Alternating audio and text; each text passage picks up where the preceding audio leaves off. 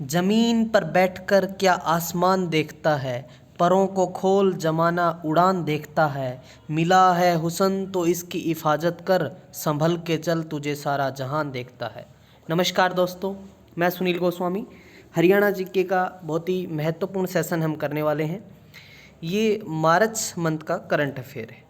अभी तक आपने टारगेट विद गोस्वामी चैनल को सब्सक्राइब नहीं किया है तो आप सब्सक्राइब कर लें। मंथली जो है आपके अलग अलग पार्ट में मैंने जनवरी और फरवरी आपको कंप्लीट करवाया है, तो वो वीडियोस भी आप डिस्क्रिप्शन में लिंक दिया हुआ है देख सकते हैं। ये मार्च मंथ का जो है करंट अफेयर का पार्ट 1 है। बहुत ही बेहतरीन क्वेश्चन हम इसमें डिस्कस करने वाले हैं, उनकी डिटेल भी मैं आपके साथ साथ डिस्कस करूँगा। इसकी PDF आपको टेलीग्राम पे मिल जाएगी, वहाँ से आप डाउनलोड कर सकते हो। तो चलिए बिना टाइम वेस्ट करते हम स्टार्ट करते हैं। देखिए, इस अंदाज में आपको किसी भी चैनल पे या कहीं भी आपको नोट्स नहीं मिलेंगे, बहुत ही बेहतरीन है और किसी प्रकार का आपको कोई चार्ज नहीं देना है। तो फर्स्ट क्वेश्चन है, हरियाणा में प्राइवेट सेक्टर की नौकरियों में राज्य के युवाओं के लिए कितने प्रतिशत आरक्षण है वो रिजर्व कर दिया है। तो ये अभी जो है ये मामला 4 महीने से चल रहा था, ठीक है। राज्यपाल के पास था ये बिल और राज्यपाल ने 4 महीने के बाद इसको जो है मंजूरी दे दी है। तो अभी प्राइवेट सेक्टर में 75% आरक्षण को मंजूरी मिली है हरियाणा में, मतलब 25% लोग हैं वो बार केस में आ सकते हैं, ठीक है। जो भी फील्ड है, जैसे फरीदाबाद, गुरुग्राम, यहाँ पे पानीपत, यहाँ बहुत सारी कंपनीज़ हैं अलग अलग। जो गुड़गांव की बात करें, मारुति है, तो वहाँ जो है बच्चों को, हमारे ही हरियाणा के जो बच्चे हैं उनको प्राइवेट सेक्टर में ज़्यादा जो है नौकरियाँ मिले, इसके लिए किया गया है। मान के चलो गुरुग्राम के अंदर कोई फैक्ट्री है तो वहाँ के लोगों को सिर्फ 10% आरक्षण मिलेगा उस ज़िले के, गुरुग्राम के। बाकी जो ज़िले आसपास के, फरीदाबाद है, पानीपत है, जो उनको 65%, ठीक है। तो मतलब वहाँ जो फिक्स होगी कंपनी, वहाँ थोड़ा कम फ़ायदा मिलेगा इनको। तो 75% आपको ये ध्यान रखना है, ठीक है। और ये जो बिल है ये किसी ने, डिप्टी CM जो है दुष्यंत चौटाला, 6ठे नंबर के डिप्टी CM है, उन्होंने इसको पेश किया था, ठीक है। तो अभी ये पास हो चुका है, कानून बन गया ये। हरियाणा के किस शहर में नायब सूबेदार जो है रविंद्र जाखड़ के नाम से जो है स्मृति द्वार बनाया जाएगा।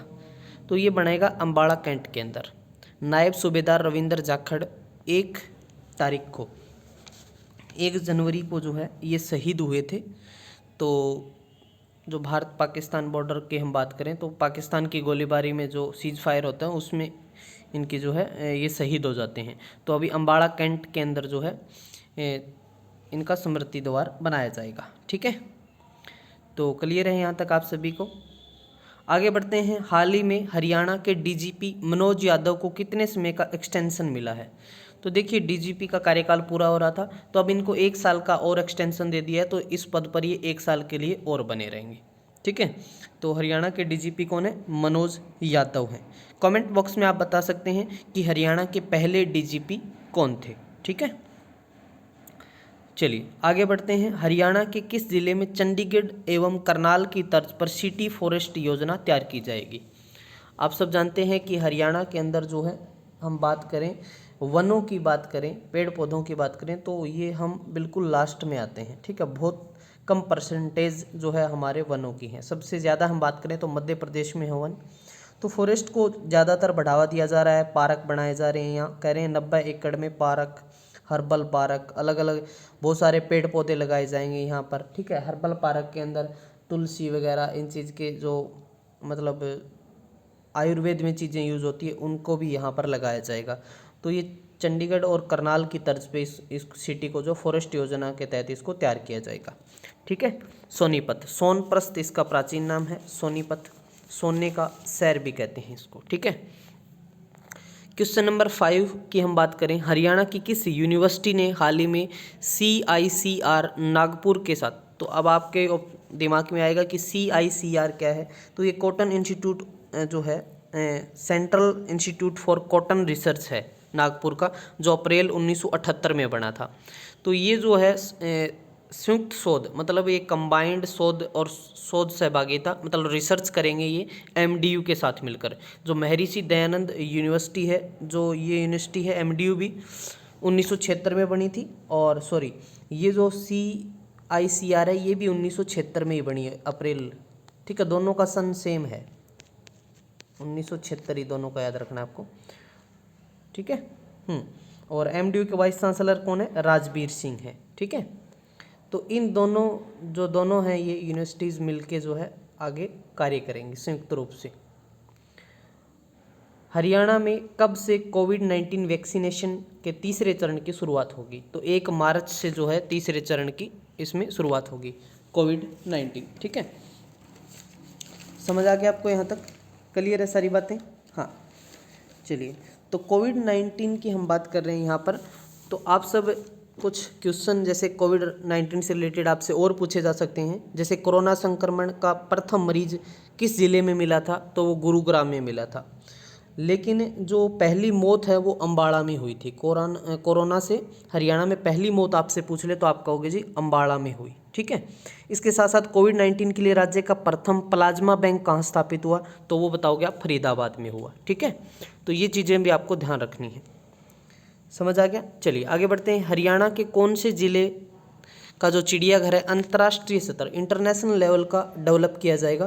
तो ये रोहतक चिड़ियाघर। अब आप सबको ये भी पता होना चाहिए कितने चिड़ियाघर हैं? तो 3 हैं, एक रोहतक में, एक भिवानी में और एक पीपली कुरुक्षेत्र के अंदर, ठीक है। तो इस चिड़ियाघर को जो है एक इंटरनेशनल लेवल पे जो है इसको विकसित किया जाएगा। समझ आ गया? यहाँ पर दिल्ली से जो है म्यूजियम से हम बात करें चिड़ियाघर से, यहाँ 3 जोड़े सफ़ेद हिरण भी जो हैं इसमें रखे गए हैं। चलिए आगे है। हाल ही में हरियाणा सरकार ने राज्य के 1 लाख अति गरीब परिवारों की सालाना आय कितने रुपए करने का निर्णय लिया है? तो 1 लाख गरीब परिवार हैं, उनको 1 लाख रुपए आय करने का निर्णय लिया गया है, ठीक है। अंत्योदय परिवार उत्थान योजना के तहत ऐसा किया गया है। उनके परिवार पहचान पत्र और उनके माध्यम से उनको चिन्हित करके उनको ब्याज रहित ऋण भी प्रोवाइड करवाया जाएगा, ठीक है। हरियाणा का कौन सा जिला केंद्र सरकार की जल जीवन मिशन योजना के तहत प्रत्येक घर तक नल से जल पहुंचाने वाला पहला जिला बना है? तो ऐसा करने वाला पहला जिला बना है पंचकूला, ठीक है। पंचकूला जो 1995 में बना। कालका से पंचकूला से जो है हमारे घग्गर नदी प्रवेश करती है जो बरसाती नदी है, ठीक है। और कौशल्या बांध भी है घग्गर नदी पे, ये भी आपको ध्यान रखना है, एग्जाम में पूछा जा सकता है। और पंचकूला के अंदर पिंजौर गार्डन है, वहाँ पे आम मेला यादवेंद्र गार्डन बोलते हैं, वहाँ पर आम मेला भी मैंगो फेस्टिवल भी लगता है, ठीक है। तो जल ही जीवन, समझ आ गया यहाँ तक? जल ही जो जीवन योजना है उसके तहत जो नल पहुँचाने वाला पहला जिला कौन सा बन गया? पंचकूला बन गया, ठीक है। चलिए, हरियाणा के किस जिले की शूटिंग रेंज को देश की मॉडल शूटिंग रेंज के रूप में विकसित किया जाएगा? शूटिंग के अंदर बहुत सारे हमारे खिलाड़ी आगे आ रहे हैं, मेडल भी लेके आ रहे हैं। तो अब क्या है, जो मोतीलाल नेहरू स्पोर्ट्स स्कूल है जो राई के अंदर, तो उसको क्या है मतलब राष्ट्रीय स्तर की शूटिंग रेंज के रूप में उसको डेवलप किया जाएगा। जो हरियाणा शूटिंग एसोसिएशन के महासचिव कौन है पूछ लें आपसे, तो अशोक मित्तल है। उन्होंने बताया कि इसको जो है एक अच्छे लेवल पे इसको जो है विकसित किया जाएगा, ठीक है। हरियाणा के किस मतलब ऐसे इसको विकसित करेंगे तो अलग अलग जो शूटिंग रेंज जो दूर दूर बच्चों को नहीं जाना पड़ेगा, ये भी एक अच्छा बेनिफिट हो जाएगा। हरियाणा के किस कॉलेज में एशिया का सबसे बड़ा कैंसर हॉस्पिटल बनाया जाएगा? तो एशिया की बात हो रही है, तो एशिया का तो हमारे आसपास के जो पड़ोसी यूपी है, राजस्थान है, पंजाब है, वहाँ के लोग भी यहाँ ट्रीटमेंट के लिए आ पाएंगे। तो ये महाराजा अग्रसेन जो मेडिकल कॉलेज है जो 1994 में बना, 1994 में बना था, ठीक है, समझ आ गया। तो जो ओम प्रकाश जिंदल थे उनकी देखरेख में इसको बनवाया गया 1994 के अंदर, और इसकी जो प्रेसिडेंट है वो सावित्री जिंदल हैं फिलहाल। तो महाराजा अग्रसेन मेडिकल कॉलेज ये नेशनल हाईवे नंबर NH9 पर है ये, ठीक है। अगरवा धाम है, जो अगरवा धाम पूछ ले आपसे, तो ये 1976 में बनना स्टार्ट हुआ था और 84 में ये कंप्लीट हुआ। तो यहीं पर जो है 50 एकड़ भूमि पर ये जो है कैंसर हॉस्पिटल स्थापित किया जाएगा। हरियाणा के किस भारतीय पहलवान ने हाल ही में यूक्रेन कुश्ती टूर्नामेंट में गोल्ड मेडल जीता है? तो ये जीता है विनेश फोगाट ने, ठीक है। गोल्ड मेडल जीता है 28 फरवरी को ये, और 53 किलो भार में, ठीक है। अब बात करें विनेश फोगाट, तो ये जो चरखी दादरी है बलाली गांव से बिलोंग करती हैं, ठीक है। हाल ही में गुरु रविदास जी का कौन सी जयंती मनाई गई है? तो ये 644वीं जयंती 27 फरवरी को चंडीगढ़ में मनाई गई। ठीक है।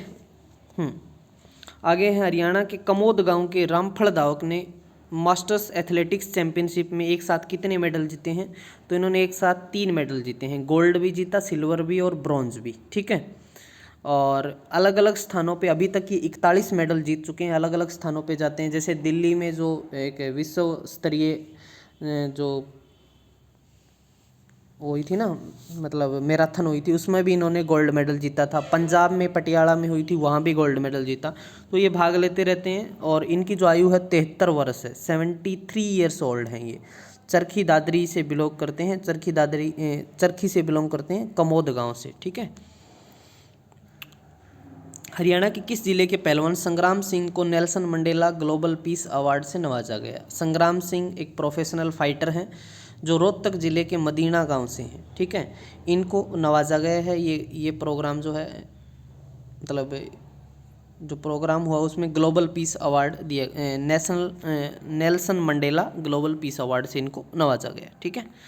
हाल ही में किसने उपाध्यक्ष श्री रणवीर गंगुआ को ई गवर्नेंस और सामान्य व्यवस्था की उच्च स्तरीय अपेक्स पैप्टी के मनोनीत किया गया है? मतलब एक उच्च स्तरीय जो ई गवर्नेंस पोर्टल की तरह जो बनाया गया, उसका जो है, मान लो इसको करता धरता इसी को बनाया गया। रणवीर गंगवा जो उपाध्यक्ष हैं विधानसभा के, तो अध्यक्ष कौन है? ज्ञानचंद गुप्ता, उन्होंने इनको जो है अपॉइंट किया है इसके लिए, ठीक है। और ये जो रणवीर गंगवा है ये विधायक हैं हिसार नलवा से, ठीक है। चलिए, ज्ञानचंद गुप्ता पंचकूला से। हाल ही में हरियाणा सरकार ने किसी अनुसूचित जाति एवं पिछड़ा वर्ग कल्याण विभाग का निदेशक नियुक्त किया है? तो किसको नियुक्त किया है? मनदीप कौर, ये IAS अधिकारी हैं मनदीप कौर, इनको नियुक्त किया गया है। चलिए, अगला है बेटियों को बचाने में करनाल जिले का कौन सा गांव सबसे आगे आया है? तो बाहरी गांव है जो सब बेटियों को बचाने में, यहाँ पर 1000 लड़कों के पीछे 1305 लड़कियों का जन्म हुआ है। और एक बेस्ट विलेज अवार्ड के तहत जो 10वीं क्लास में जो अव्वल लड़कियां आई हैं, उन 3 लड़कियों को जो DC हैं यहाँ के जिला प्रशासक, उन्होंने उनको सम्मानित भी किया है। हाल ही में भारत सरकार ने हरियाणा के किस जिले में चौकमैन फैसिलिटी सेंटर स्थापित करने की योजना को मंजूरी दी है? तो ये करनाल के अंदर, और इससे आयुर्वेद को बढ़ावा मिलेगा। यहाँ जितने भी मतलब टैबलेट वगैरह, इम्यूनिटी बूस्टर, आयुर्वेद से रिलेटेड बहुत सारी चीज़ें यहाँ पर प्रोड्यूस होंगी, तो छोटे उद्योगों को बढ़ावा भी मिलेगा, ठीक है। जांच प्रयोगशालाएं, शोध केंद्र, ठीक है, ऐसी चीज़ें यहाँ बनेंगी। हाल ही में लगभग इसमें 50 करोड़ रुपए खर्च होंगे। हाल ही में किसने हरियाणा शहरी विकास प्राधिकरण की last and final statement scheme के पोर्टल का शुभारंभ किया है? तो ये CM मनोहर लाल खट्टर ने किया है। शहरी विकास प्राधिकरण की अंतिम व फाइनल निपटान योजना लॉन्च की है, जिसमें प्लाट धारकों और ग्रुप हाउसिंग सोसाइटियों को उनकी ओर खड़े बकाया को भरने का लाभ मिलेगा, ठीक है। चलिए अगला, तो ये हमारे टॉप 20 क्वेश्चन, ये मार्च का पार्ट 1 था, जल्दी आपको पार्ट 2 में प्रोवाइड कराऊंगा। आशा करता हूँ आपको लेक्चर काफ़ी पसंद आएगा, तो चैनल को सब्सक्राइब करना ना भूलें। और आज के लिए आपको एक मैं महत्वपूर्ण क्वेश्चन देता हूँ, वो है कि वर्तमान में जो 14वीं विधानसभा है उसमें महिलाओं की संख्या कितनी है? हरियाणा की जो 14वीं विधानसभा है उसमें महिला विधायक कितनी है? कमेंट बॉक्स में आप मुझे इसका आंसर देंगे, ठीक है। तो आज के लिए इतना ही, मिलते हैं नेक्स्ट लेक्चर के साथ, तब तक के लिए धन्यवाद। जय हिंद, जय भारत।